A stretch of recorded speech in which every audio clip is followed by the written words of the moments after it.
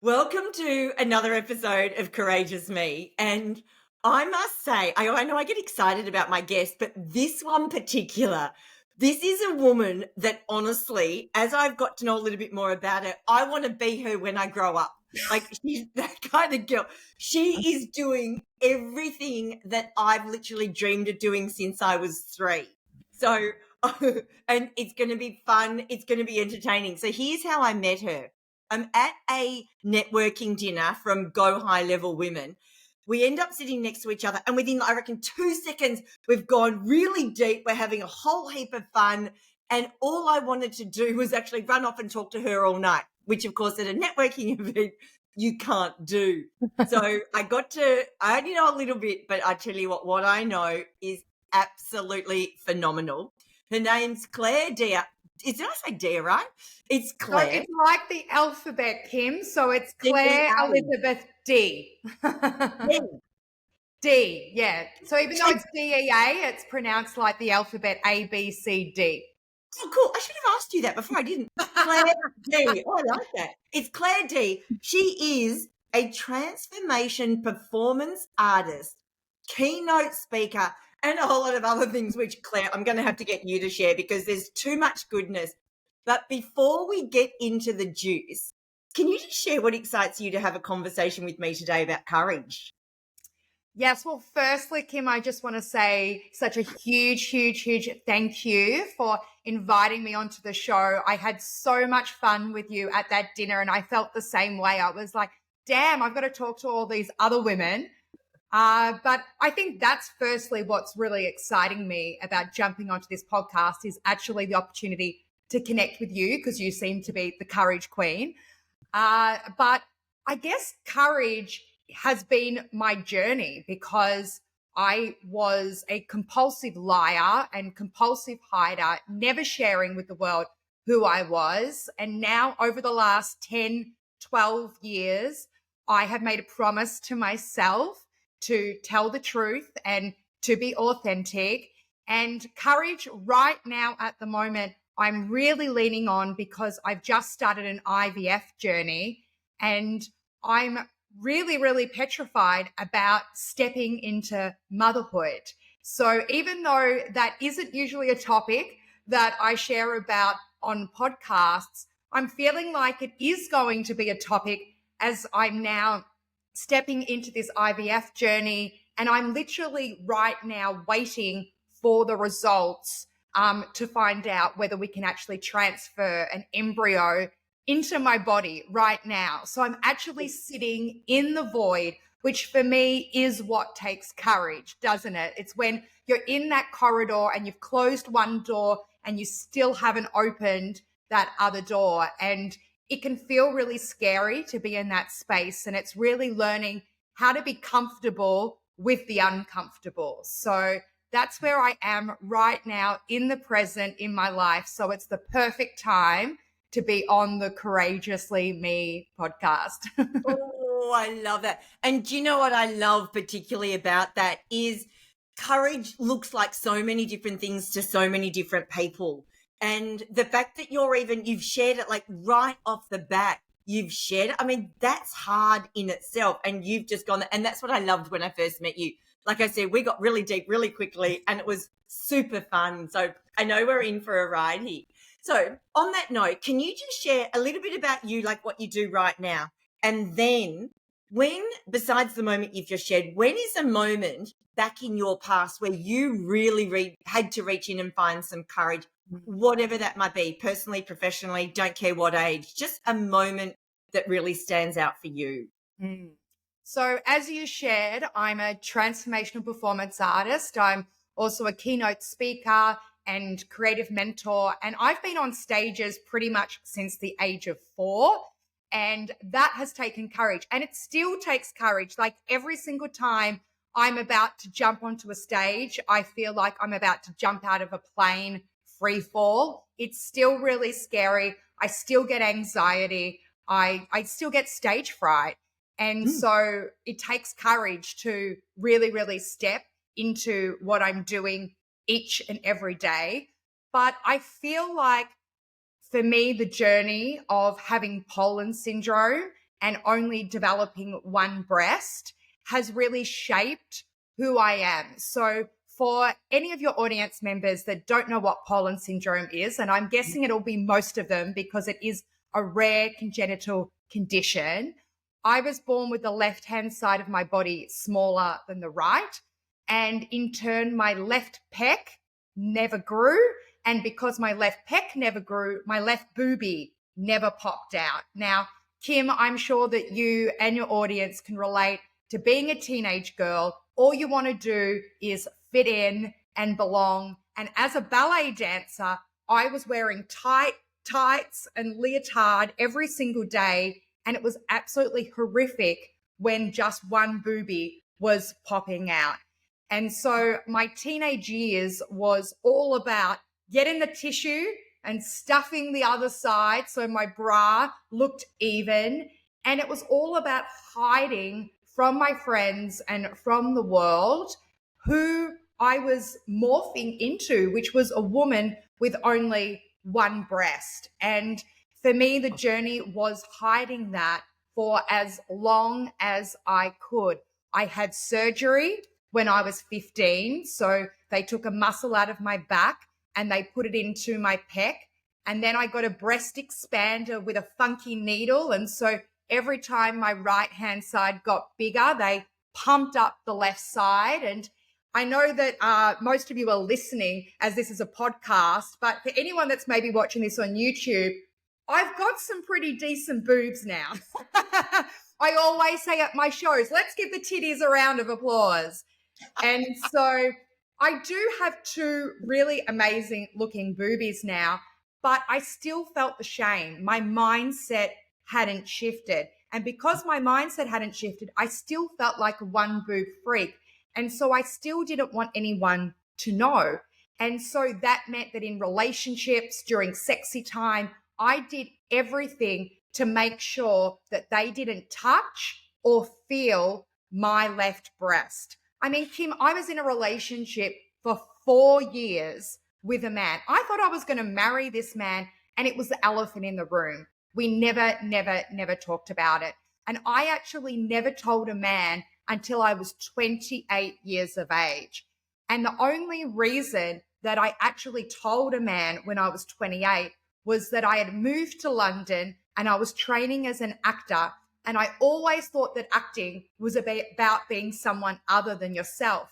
But I actually learned it was about being the authentic version of yourself, that we have an infinite amount of parts and archetypes within us that we need to access as an actor, and that the truth sets us free.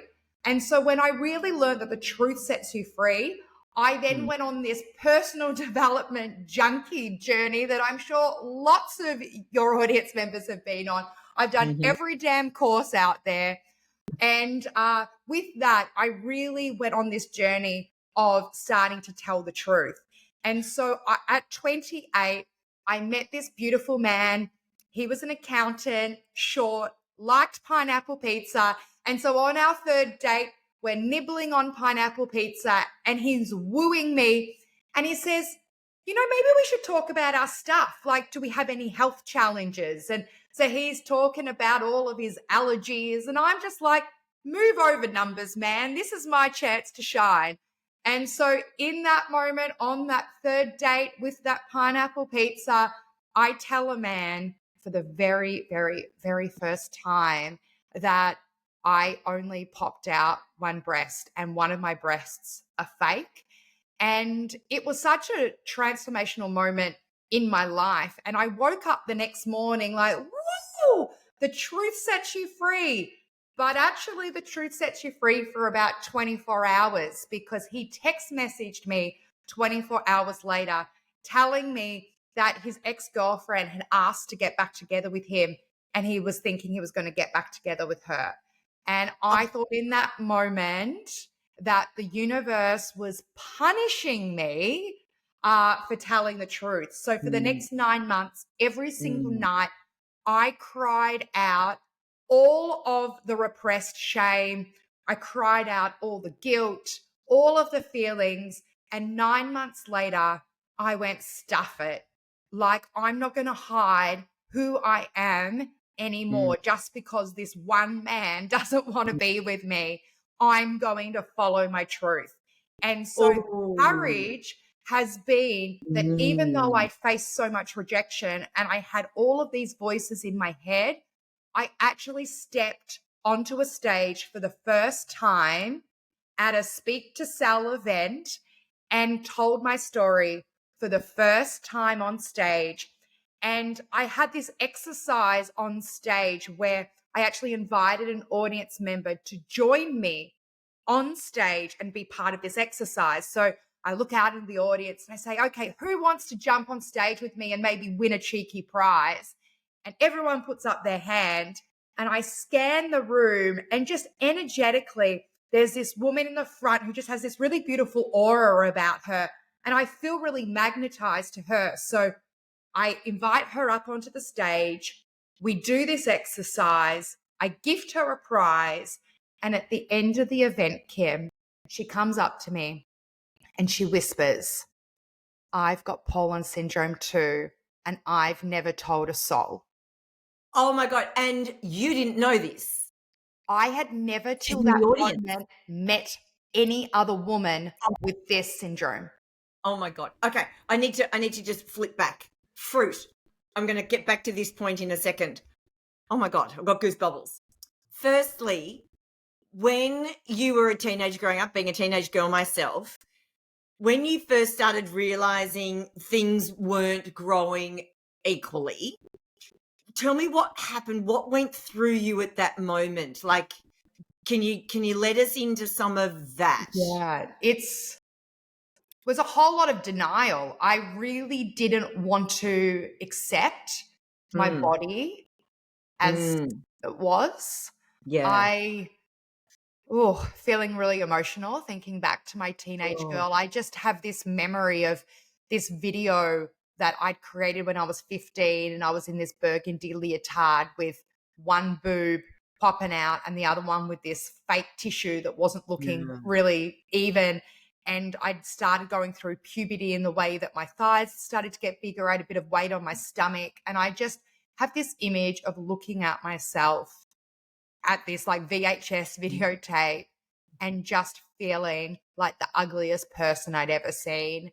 And that image really stayed with me for so many years until I did some good damn therapy. But even just thinking about it now, I just felt so ashamed of how I looked because we're taught in society that we need to look like Barbie. Yeah. And but also as a ballet dancer, it was actually not even cool to have any boobs because Yeah. ballerinas are meant to be skinny rakes without any boobs and any butt and any weight whatsoever. So even the fact that I had developed breasts was a shame as a ballet dancer. But then in the other hand, I had my girlfriends at school telling me the boys only want to kiss girls with boobs. Oh, and can I say, as a girl that still hasn't properly grown boobs, I swear they're so tiny. But I remember when they started growing, and I remember so vividly, like I would, if I was wearing a t-shirt, I would like hunch my shoulders over and make the t-shirt loose so that you couldn't see the bumps in it where your boobs are. So I remember that, but I had two that were roughly the same size. So this is like when you're sharing this, I'm going back to my moments where I had two. When this is happening to you, only one is coming through.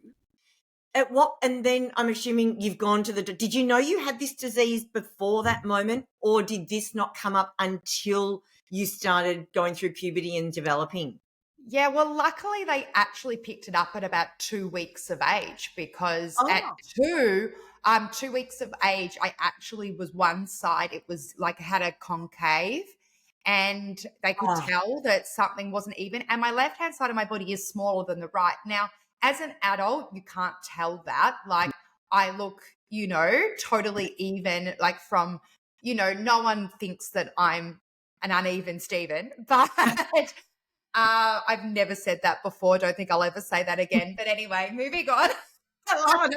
I love it. I love it. So Like, what else would not be symmetrical for you? Yeah, so it's like just my left leg's a bit smaller, like shorter than my right. My left Oh, arm's a bit shorter than my right arm. But as I oh, said, as an adult, you mm, can't tell. But as a ballet dancer, being in proportion and being symmetrical and having both of your hips mm, being able to turn out mm, mm, is fundamental to being a ballet dancer. And so my left hip also is fully rotated in. And so it means that I actually walk funny. So even though this oh, actually isn't connected to the pollen syndrome, it was actually just something that I was born with. And my cousin, she also has it as well. And so oh, we just have this left hip that fully turns in. But hilariously, that's actually the side of my body that is, smaller and I guess we would say deformed. And so it just really wasn't my path to be a ballet dancer because of my body. But wow, was that hard and took many, many, many, many years to actually let go of that vision and dream. And I had a dance school for 6 years from 16 to 22. Like I was extremely mm, entrepreneurial. And I mm, also hid behind the role of mm, teacher because if mm, I was a teacher, I could stay mm, in control and you wouldn't find out about my body. And I didn't have to go out there mm, and really share who I was if I was in this teacher position. And I'm a great teacher, Kim, and I'm an entrepreneur mm, at heart. So I mm, was able to create all of these businesses that got to hide mm, my body and who I was. And it wasn't yeah. until later on in life, in that moment where I started to share my story and then I wrote a book, that I was able to actually say, hey, world, here I am. Oh, and I have to go back to that, Claire, because one of the stories I share, and I have got a keynote called Courageous Me. And in it, I talk about when I was a little girl growing up, I wanted to be a dancer. And I wanted all sorts of dancing, and I've got crooked elbows. So I don't know if you can see again, if you're on YouTube, my Oh, wow. elbows don't straighten. Now, in everyday life, that doesn't matter. But to dance, when you're in a lineup and they keep saying, Kim, straighten your elbows. And I'm like, they are straight, but they weren't. They were crooked. Mm. And I was told by my dance teacher, I remember I was at Wendon Dance School. I would have been maybe 9. And I was told, you will not go any further with dancing because your elbows are crooked. And literally, that was my dream. So I took that dream, put it in a locket, and buried it deep inside my heart. So hearing this, and I would have been a really, I had the boobs for ballet dancing. But it was so hilarious. But my elbows, so I get how a body, albeit elbows are nothing compared to your lady bits.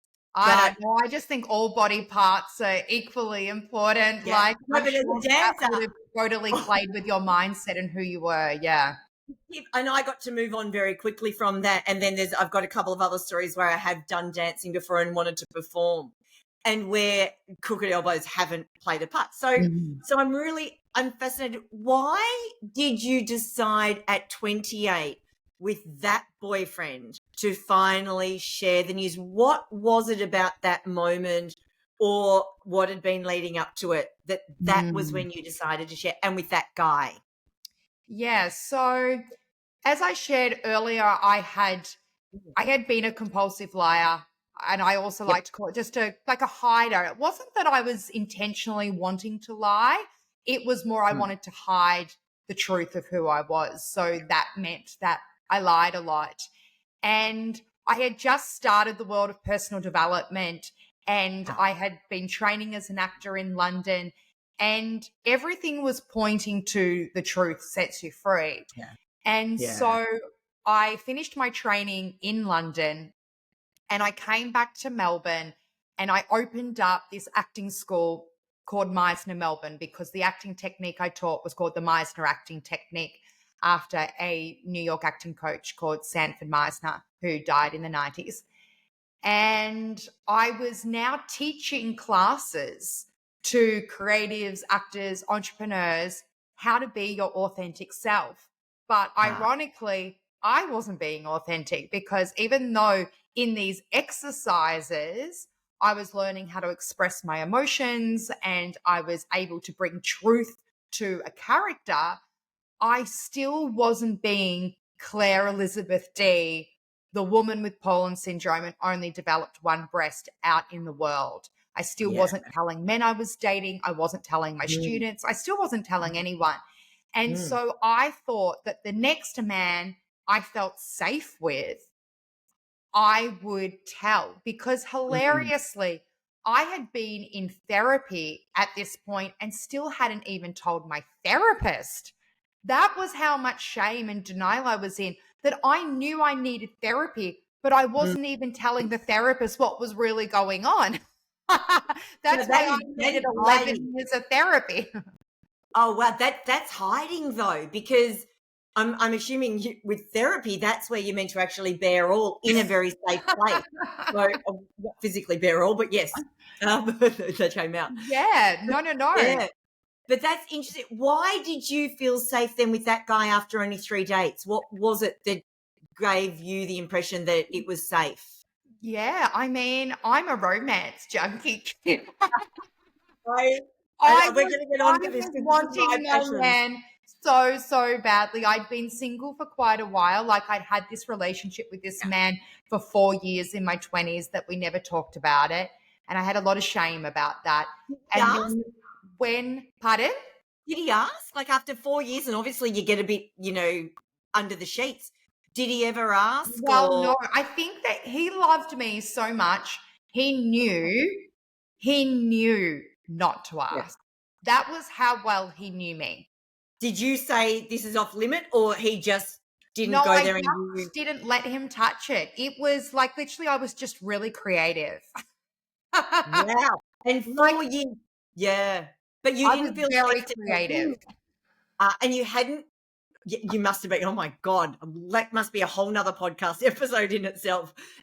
But also it makes sense that even though you might have felt safe with him and that he was respectful that there was a elephant in the room and not to bring it up, Mhm. you hadn't done the therapy enough to No. understand about the truth setting you free. So timing wasn't Yeah, right with it was him. timing.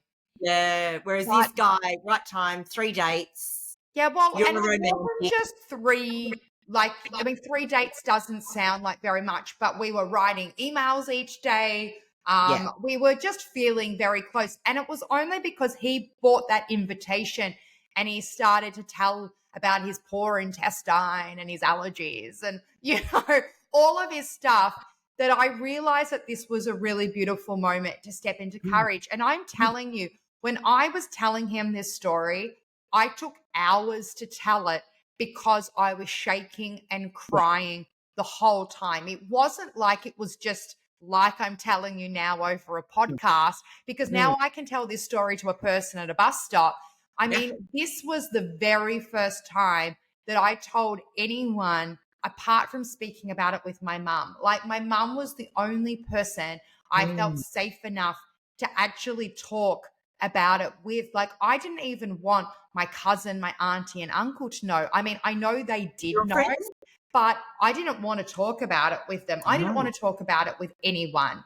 Not even girlfriends, nothing. Oh, I didn't tell a girlfriend until I think maybe I was maybe about 30, 31.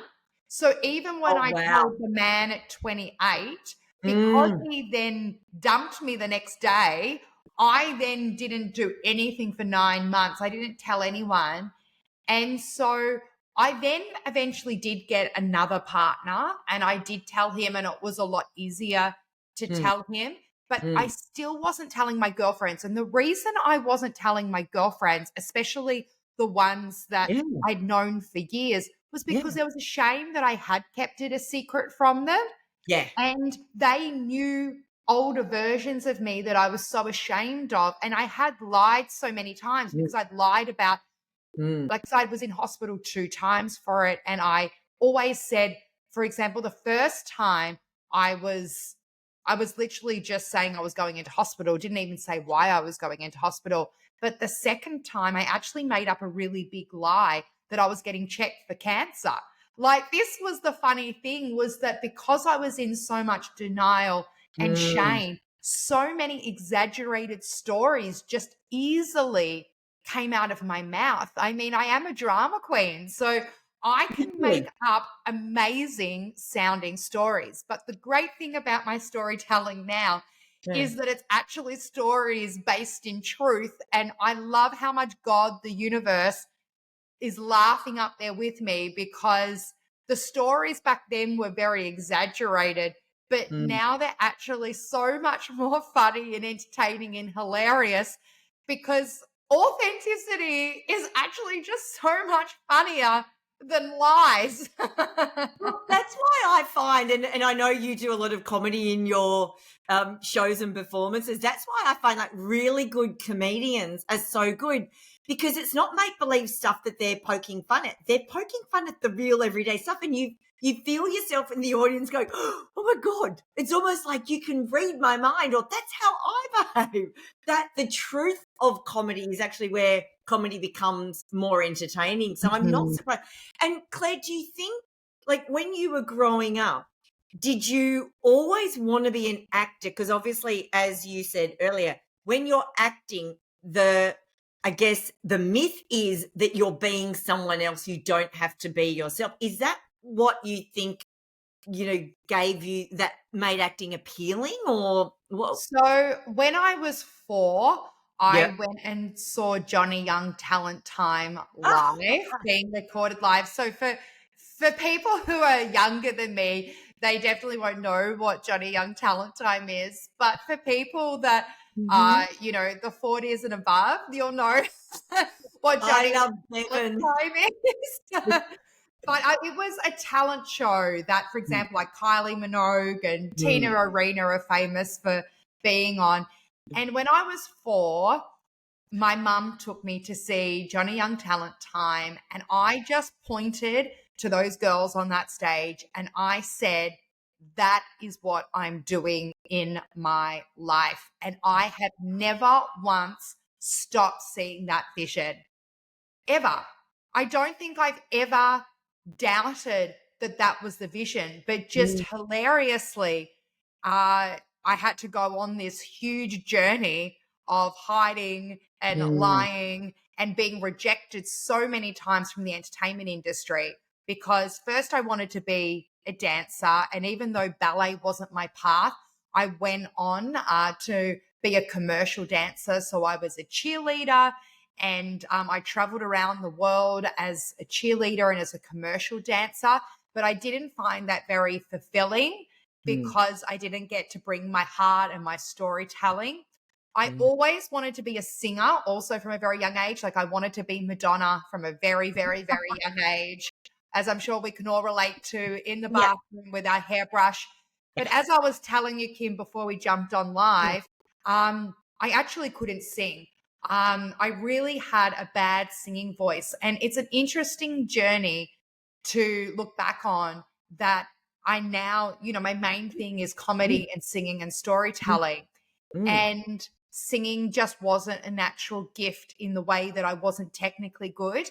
Yeah. But my heart told me that I was meant to be a singer. And so I have, and I think this is actually talking Mm, about mm, courage, that mm, even though coming out to the world and sharing my story of having pollen syndrome was courageous, and I definitely credit a lot of my mm, transformation to that, I would actually say the courage for this girl who couldn't sing to go to singing class after singing class, listening back, hearing how bad I was, and knowing the vision that one day I would be good.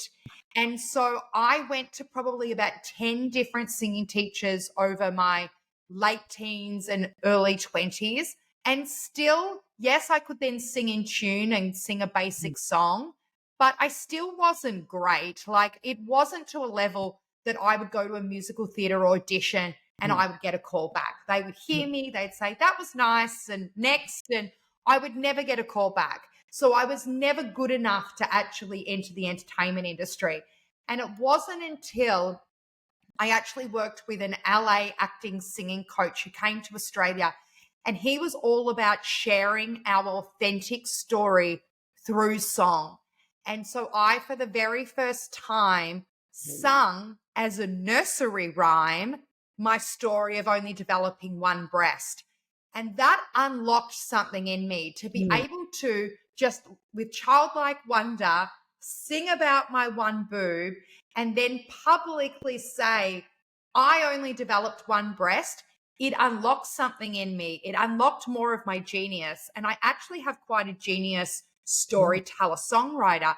And so I started to write songs. And in the writing of the songs, I found my voice. Yeah. So not like the voice on the radio that I was trying to match, not the voice of the famous musical theatre star that I was trying to be. I was actually finding me, Clare Elizabeth Dea's voice.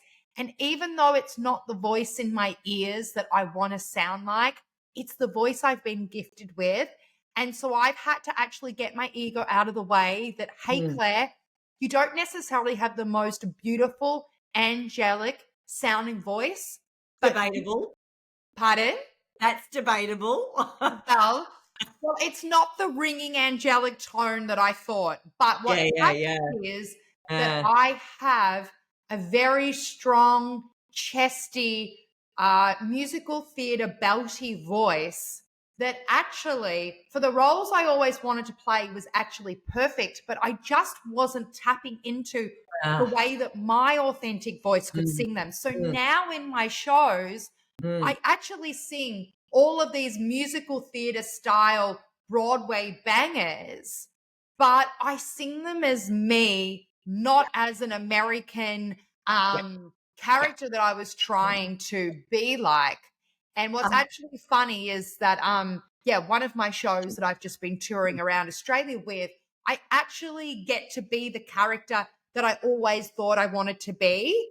And so that's what I've actually done is I've gifted myself this chance to actually be the Broadway musical theatre star that I always wanted to be and wrote the show for that character because I feel like we are allowed and we can give ourselves permission to be exactly who we want to be. We've just got to give ourselves that opportunity instead of waiting for someone else to cast us. And that has been the biggest lesson has been that I was always cast as the perfect role as me, Clare Elizabeth Dea.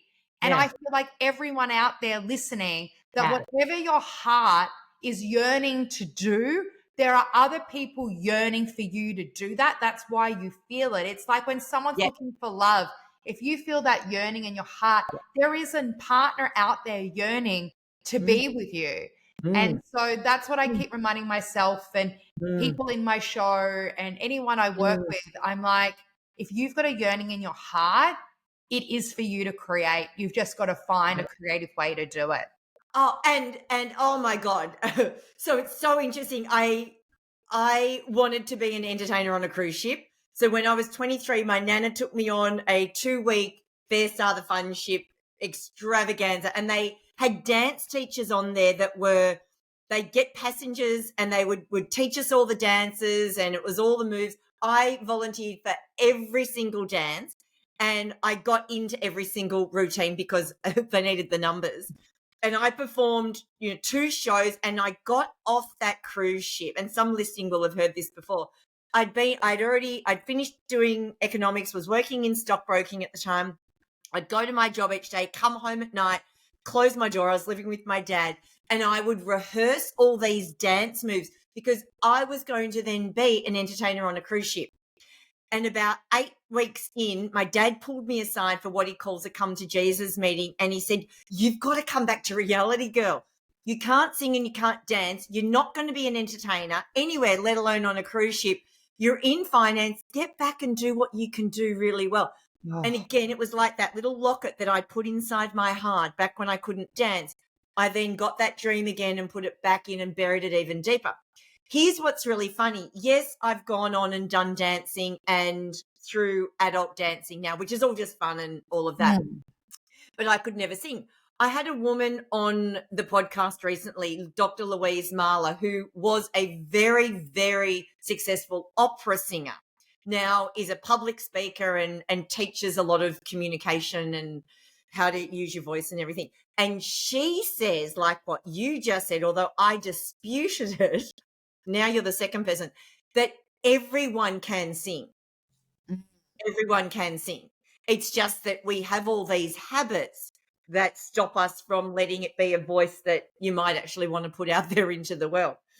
So what this is doing for me, listening to you saying you couldn't sing, it was a dream and developed a voice. And like I said, I've seen videos of you. Your singing voice is amazing. That you can learn it, but you've got to be dedicated and committed and go through the scary having to face the whole moment of can I, can't I. Oh, this is just absolutely beautiful. And the fact that you sing your story is even more beautiful, because before we got on, you said the only song you could sing was Hot Cross Buns. So could you do a little rendition of Hot Cross Buns for me? Well, the way that I would have sung it back then would have been hot cross buns, hot cross buns, 1 a penny, 2 a penny, hot cross buns. How would you do it now if you were doing it properly? Let's feel into this. Let's feel into Hot Cross Buns, How challenging the beautiful. voice. How much can I just sing hot cross buns from my soul? Let's just feel into that. Yeah. So, Ooh. hot cross buns, hot cross buns, 1 a penny, 2 a penny, hot cross buns. Oh my God. I've got tears in my eyes from emotion. Oh my God. Claire, fruit. And you say you can't or you couldn't sing, and you can do that and make hot cross buns give me bubbles and watery eyes. Oh my God, that is absolutely glorious. Oh my God. Okay. So you've gone to acting school, you've set up your own acting school, done all of that. When did you decide you wanted to actually run your own shows and perform them? Because being a performer and being in a show is very different to also having your own shows. Talk to me about that. So, as I shared, I had an acting school called Meisner Melbourne, and it was all about teaching creatives and artists and coaches to be able to unleash their authentic voice and to be able to embody a whole range of different archetypes. And I absolutely loved my business. I mean, I also loved that it was financially really successful, and I was building a life for myself that I felt like this is giving me safety, this is giving me security. I feel like I'm on the stage because the way I taught was quite theatrical and dramatic, and I would tell stories. And so it was kind of like I had my own little one-woman show each day with my students. And so I actually loved what I was doing. But when I actually wrote my book, The One Breast Goddess, Transforming Shame into Beauty, at my book launch, something really magnificent happened, is that I performed the very first version of my one-woman show. And I was literally just doing it for fun as part of the book launch. And I didn't think that I was going to necessarily be doing a one-woman show. I was still very much in the mindset that I wanted to be a keynote speaker, and I would still have my acting school, but I would be a keynote speaker and do, speak to sell kind of events, because that was the really cool thing at the time in the personal development world was, speaking on stage and selling your products. And I really loved doing that. And so I was really actually content in my life. But when I was at this book launch and I performed this version of my one-woman show, it was like a new light was lit up within me. And every single person in the audience said to me, look, it's great, Claire, that you've written a book, and yeah, we'll buy it and support you, blah, blah, blah. But actually what I'm really excited about is seeing you do more of that, which was my one-woman show, because I was doing comedy, I was singing fun songs, I was telling moving stories, and everyone was really like going along the journey. And because I'd never shared my story publicly to friends or family before, they'd never seen that part of me before. They'd never really seen me be truly authentic. And they were just like, this is what you're meant to be doing. And so then I was like, well, what is the dream? And the vision was to actually write my own songs and actually write my own musical and have a band and write my own personal development musical about sharing my story. But the thing was, I'd never written a song before. I had never written a show before. It wasn't just something that I thought that I could just easily do. So I kept my business going and just kind of in the background was sort of thinking, oh, one day I'll do it. And thinking I'll just sort of find some time in between running this full-time business. And yes, I started to do, I guess, kind of tiny versions of it, but I wasn't really getting much momentum because, as you know, like you need to put your focus onto something to make it grow. And so I was teaching my 6th year at my acting school, and I had actually advertised that this was the last time I was going to run a full 12-month year program. And so I was running this 12-month program and I absolutely loved it. I was teaching them dancing and singing and acting. And it was just like the dream course that I wish that I'd got when I was a teenager or a young adult.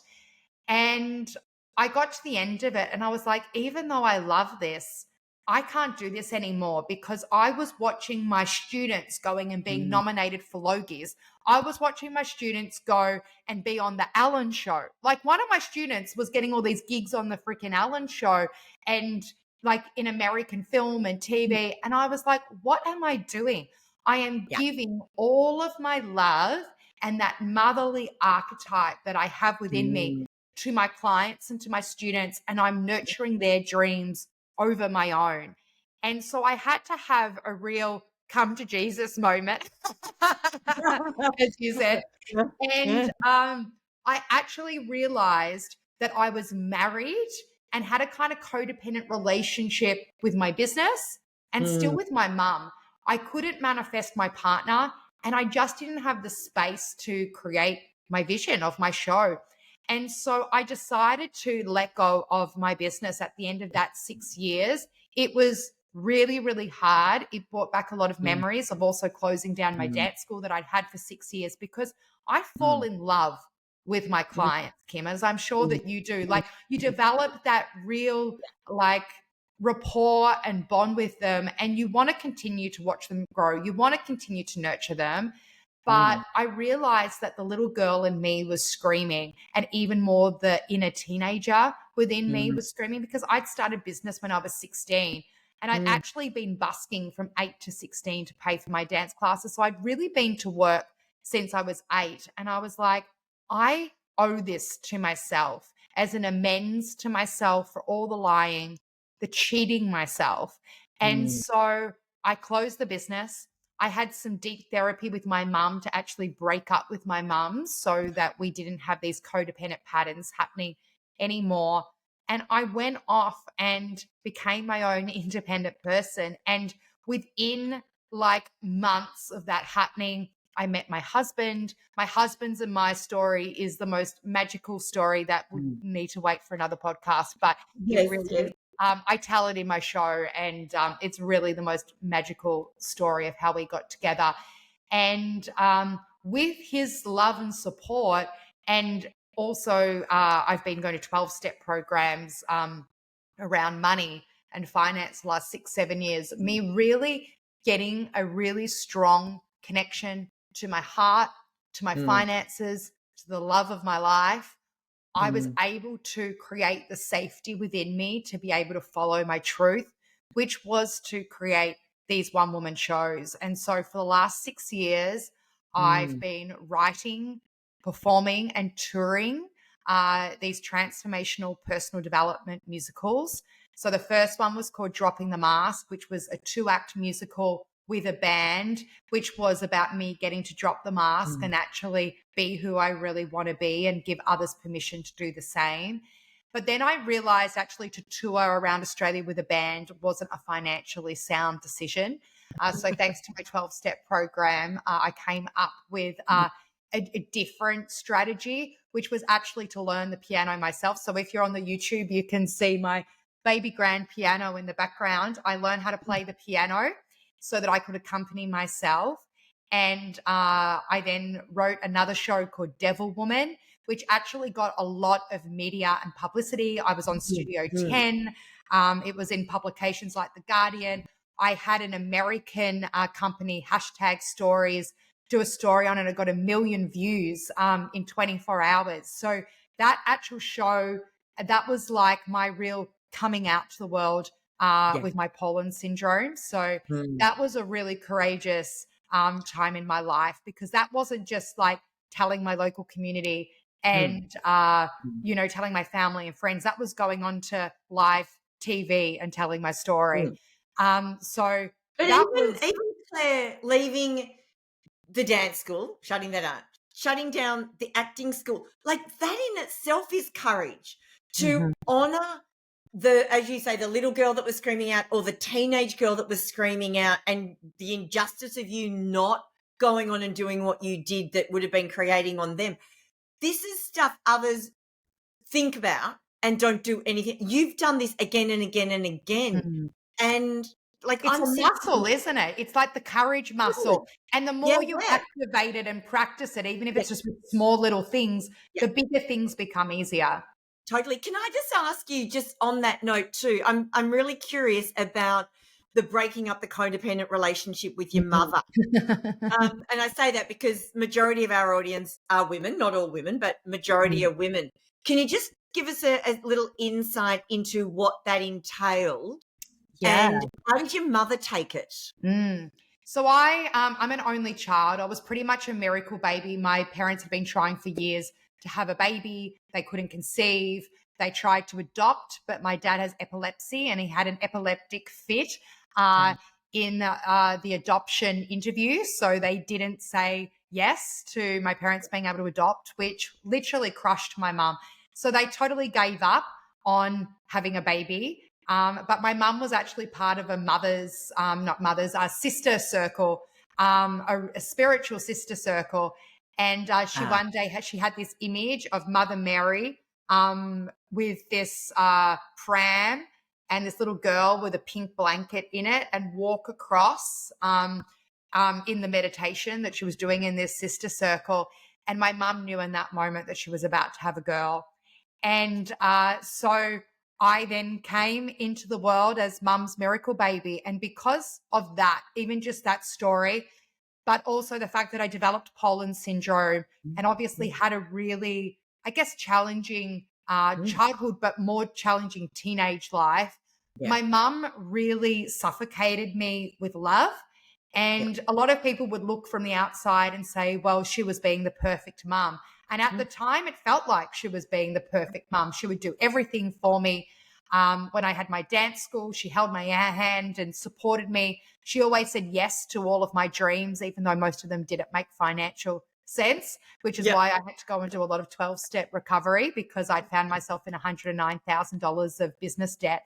But pretty much my mum and I formed this bond that left my dad out. We were in this kind of triangle where my dad wasn't being seen and heard and he was being abandoned. My mum chose me kind of as the favorite child. And I guess we kind of ganged up against my dad, and we became the parents of the house. And we just created this really unhealthy relationship, and where I'd become this compulsive liar in my life because of my breast. But it turned into business. It turned into all these other things. And I got my mum playing along with the game with me. We were lying in business. We were doing all of this stuff that, even though I think it was quite innocent and we always had good intent, we were living in a fantasy. And so when I was seeing my therapist, and as I said, I saw him for 11 years, so we developed a pretty close connection, and he knew a lot about me. He was like, you're in a codependent relationship with your mum that isn't healthy. And I think that you need to cut the ties of this codependency. So I invited my mum to come to therapy with me, and we just talked about, what was happening and the pattern, and about how we need to shift the dynamic, and that my mum needs to kind of remarry dad. I need to stop being her first priority. Like, she needs to be her first priority. and then her marriage, because I'm a child, I'm an adult, and she doesn't need to fund my life like in the way that I got myself into so many ridiculous financial situations, and she was bailing me out. And so what we did is, first we had a 30-day breakup. So we unfriended each other from Facebook because it was becoming quite unhealthy as well, that mum just knew every single thing that was going on in my life because I was sharing about it on social media. Yeah. And so we did 30 days of no contact. The deal was only if there was an emergency, like someone, Yep. had gone to hospital or something. And so we had 30 days, which meant 30 days that I couldn't ask her for support emotionally, physically, mentally, financially. How did that feel? That I got very, very tested. Like a financial thing came up in my business that just no one was paying their fees on time. And I didn't know how I was going to pay my rent for my next rent. And I couldn't contact her. And so I had a kind of breakdown at work in front of my clients. And I actually said, I'm actually in a position where I might have to close down my business because I'm not sure if I'm going to be able to not only pay my own rent, but the rent for the acting school. And so it was a big transformational moment because all of my students said, let's make a promo video and we'll do testimonials and let's get your business bigger. And then I had one student that said, I'm going to book for the next year of classes and pay up front. And so I had actually, because these students, they were all adults. They weren't kids. They were all in their 20s, 30s, 40s, 50s. And they just heard me in my vulnerability and came and helped me. And it also then made clients pay their fees. And so I got on top of my finances for at least that moment. But it wasn't really until I went and did a lot of 12-step therapy that I actually really got a good relationship with money. But yeah, then mum and I just slowly started this new relationship, which looked like her not helping with washing my sheets and she was literally coming over and still being my mom because she hadn't taught me anything, because she wanted to do it all. She wanted to be that mum role so much that she stepped into it with so much force that I never learnt the skills. And still to this day, I'm very lucky that I have a very practical partner, because I'm not very practical. I'm great. I'm like you. I'm great at all things creativity and business, but get me in the kitchen, I can hardly make a cup of tea. But I do have a partner who is definitely been teaching me the skills, especially because he wants a baby so much. And he's like, babe, if we have a kid, you're going to have to know how to make their lunch. You only need to know a little bit, but you need to know something. I'm laughing because I still have no skills in the kitchen, so I'm finding this funny. Claire, do you think this, going back to what we spoke about at the very, very beginning and courage for you, do you think this is part of your fear and where you've got to have courage around becoming a parent yourself? Do you think there's some connection between all of this? That is definitely 100%. One, feeling like I could never be my mum. I don't feel like I could be I'll call it present, but it wasn't that she was necessarily present with herself. She was just present with being, I want to be the best mum out there. So I didn't feel like I could ever step into that. And being such a high achiever, I was like, I don't feel like I could be a good mum. I don't feel like I could get an A+ as a mum, so I don't know if I want to do it. I am not very practical. I've never felt very maternal around babies and young children. So I think there's that feeling like, do I really want to have one of these things that are crying and wanting to be fed and all of that? I feel like I'd be a great mum, once they get to about 6-7 years of age. But it's those early years that I've been petrified about. And I've always said I would only have a baby if I have a partner that feels like he really wants to be in the trenches with it and actually really wants to play a part. So I'm very, very grateful that I have manifested a husband that works from home. He's set up his life in a way that he's ready to be a dad that's staying at home and looking after his child. So Oh, I'm very, very grateful because I didn't have that with my dad. My dad didn't want to have a baby, but he didn't want to leave my mum. And so they kind of had to negotiate. And that was the other thing, is that my dad didn't do any of the dad things. Like, he never picked me up from school or never came to school. And he didn't have anything to do really with my life. He never helped me with my homework. Like, he just didn't play a dad role. It was so weird having a dad live at my house, but didn't do any of the dad things except yell at me to stop dancing and singing so much, you know?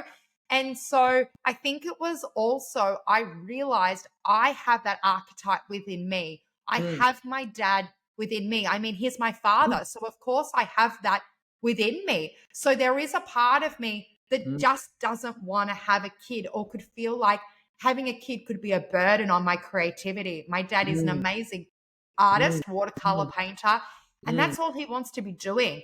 And so that was the thing, is that once I owned that I have that part within me and I was honest with that, I could then just start to say, okay, God, okay, universe, if there is a spirit baby out there meant to channel through me, amazing, then I'm going to open for that to happen. But if I'm not meant to be a mom, that's okay. And let me know so that my husband and I can separate, and so he can go and create the life that he really wants to have. Because being a dad is my husband's number one priority.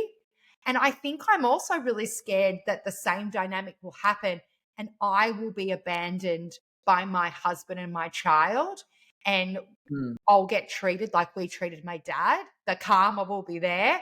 So there's also been that fear of rejection and feeling like I don't belong and not significant, you know, being significant and belonging part of the tribe is so important to my makeup. So totally. Have you had that conversation with him that if you can't have a baby, he will leave, or is this what you assume will happen? No. We've had very much conversations. We actually didn't legally get married.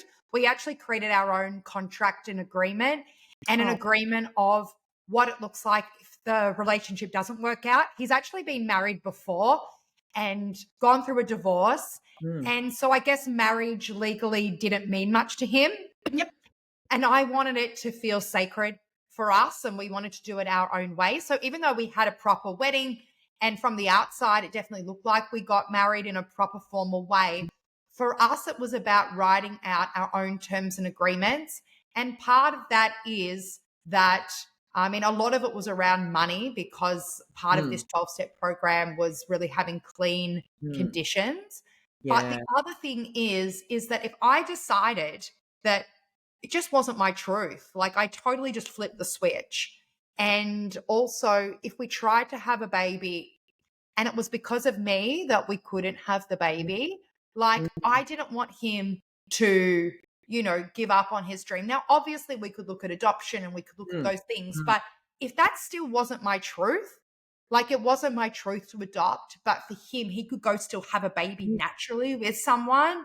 I was like, I wouldn't want to stop him, because I just feel like my soul's calling is to inspire people to follow their North Star and to follow their heart. And I wouldn't want to stop my husband from that. And so even though it would be awful and it would be extremely upsetting and there would be a lot of grief that would take place if we had to separate or open our marriage or whatever that could look like, I'm willing to do anything for me to follow my heart and for him to follow his. And this issue that you're facing right now, a lot of couples come up against. And I've got family members where this has been an issue and a discussion, and decisions have to get made based on this, and friends as well. So this is, I mean, gee, I so get why you're on this podcast with me, because it is courage. Oh my God, we need another couple of hours.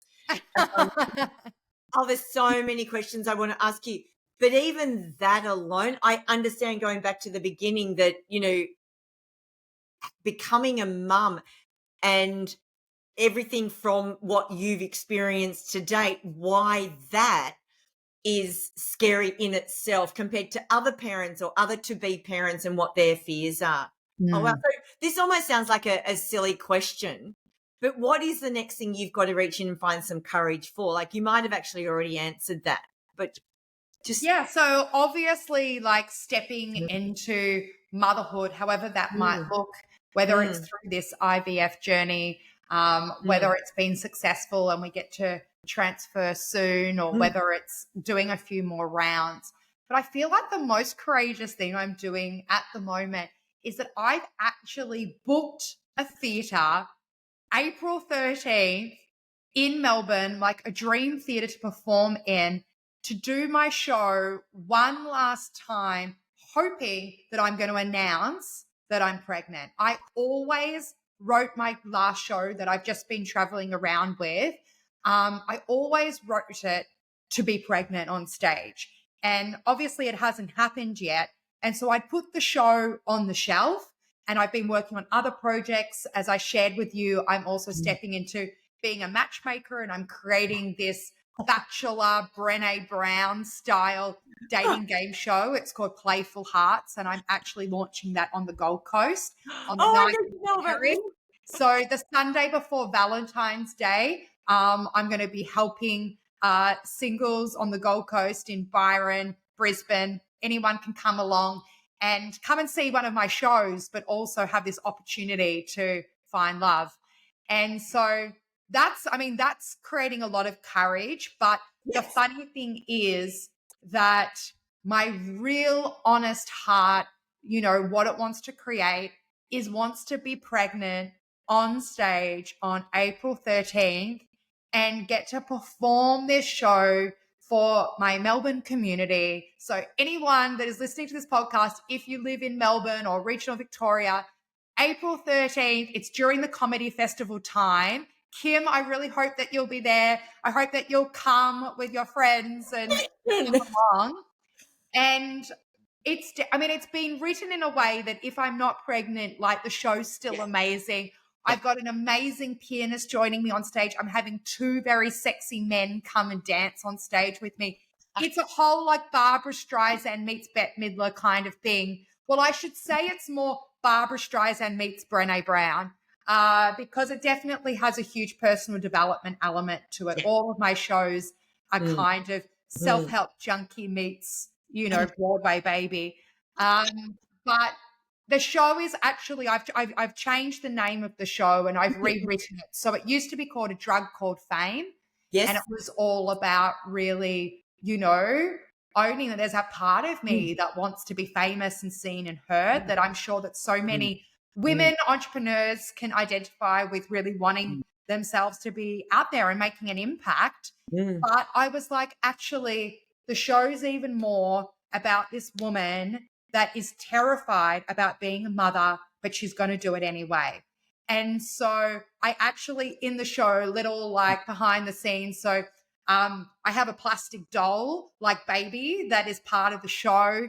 And there's a cheeky moment where I get the audience to be the babysitter. And there's just so many laughs and gags around motherhood, even though I don't know really what the gags are. Like, I'm sure the show I do after being a mum will be even funnier. But it's that kind of journey of, I guess, maiden to mother, and doing it while following your heart. And that's my biggest, you know, I feel like message for the world is that whatever your heart is telling you to do, you need to follow those breadcrumbs. And even though it takes a lot of courage to follow your heart, like, life just punishes you if you don't do it. Like, I just feel like it's so much harder and so much challenging to take the safe options. Like, I think that we need to follow those things that scare us. And still, nothing scares me more than the idea of jumping on the stage and doing this show when I might not even know if I'm pregnant to, you know, a couple of weeks out of the show. Like, and so... And also, like, there's just that chance it's going to fall flat and I'm not pregnant, and I have to then make that into something. And so this is what's taking the most amount of courage at the moment, is actually making the plans, writing it as if I am pregnant, knowing that I could get a phone call tomorrow saying that the embryo hasn't lasted and we can't actually transfer it into you. Which is, oh my goodness, like it's courage at another level. So, Fruit, I will absolutely be there with bells on. It's actually my son's birthday on that day, which is even more reason why I need to come along.